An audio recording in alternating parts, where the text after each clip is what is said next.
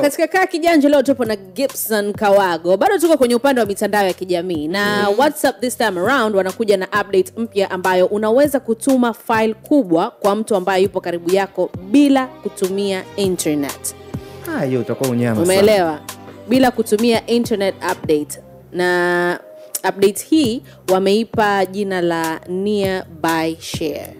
Hiyo itakuwa unyama. Yaani hamna utumii internet kabisa. Mambo ya nini ya Apple tena. Kama airdrop fulani. Mambo ya airdrop, you get it. Lakini unaweza ukashare na simu yoyote, hata Android hata nini. Si ndio, as long as you have WhatsApp. Yes, it's WhatsApp. Okay. So it save sana hiyo. Maana ilikuwa kwa sababu pia WhatsApp unajua huwezi kutuma file kubwa, sometimes inakuwa inagoma. Inagoma, Kwa hiyo this is nice. Anyway, tumsikilize Gibson. Wale watu waliokuwa wanatumia simu zamani wanakumbuka enzi hizo simu aina ya BlackBerry zilivyokuwa special.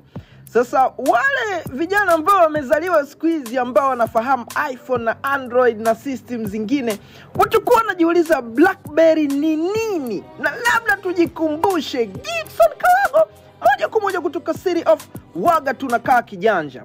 Kwanza miaka ya 2000 simu aina ya BlackBerry ilikuwa ipo kwenye chati sana kwa sababu walikuwa nayo watu special sana. Na nini kilikuwa kinaifanya iwe tofauti?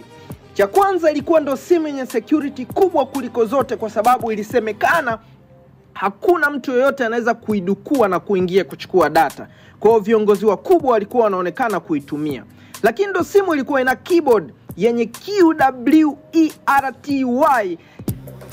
Oh yeah, so huyo ni Gibson na ametueleza kwa upande wake hizo updates.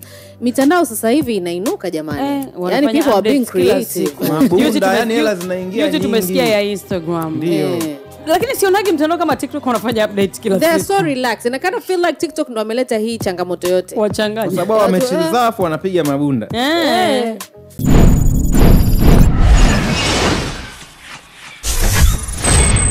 The Switch.